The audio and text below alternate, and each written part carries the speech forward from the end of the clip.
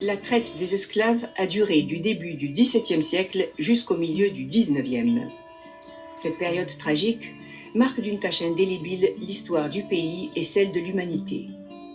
Converti à l'islam depuis de nombreuses années et passionné d'histoire, Amir Mohammed a mené une longue enquête qui témoigne d'une présence très ancienne de l'islam aux USA.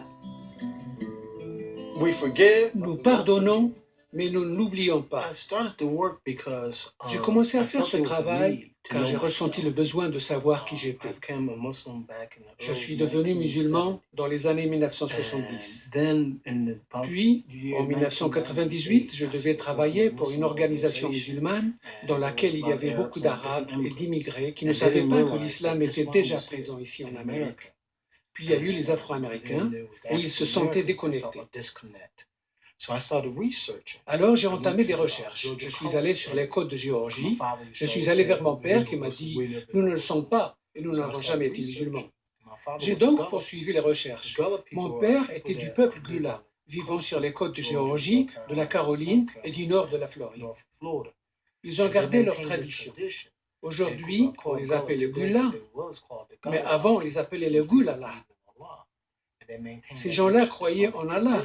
Et ils ont maintenu une riche tradition islamique. Mon père habitait non loin de chez eux. J'ai découvert qu'une de mes ancêtres était arrivée directement d'Afrique en 1870. Un de ses enfants qui vivait avec elle s'appelait Amir. This was our first museum. Il y avait aussi Bakir, qui deviendra plus tard Baker. Et dès lors, j'ai découvert le lien avec l'islam. J'ai continué à faire des recherches plus approfondies. J'ai trouvé dans la même zone 2 pierres tombales avec le dessin d'une main avec l'index pointé vers le ciel.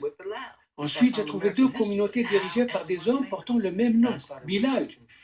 En approfondissant mes recherches, j'ai retrouvé le dessin de la main le long de la côte Est en remontant jusqu'au Canada.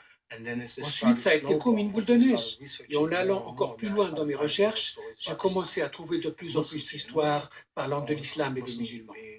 Ceux qui étaient avec les Indiens autochtones, ceux qui sont arrivés avant Christophe Colomb, ceux qui, pour la plupart, ont épousé des Indiens d'Amérique, nous avons les Mohicans, les Sambos, les Morts de Delaware, les Mélangeants.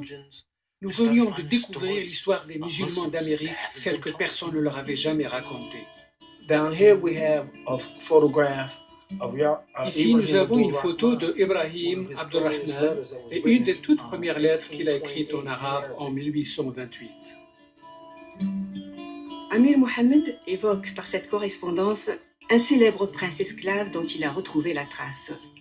Ses recherches ont aussi mis en lumière de nombreux autres personnages.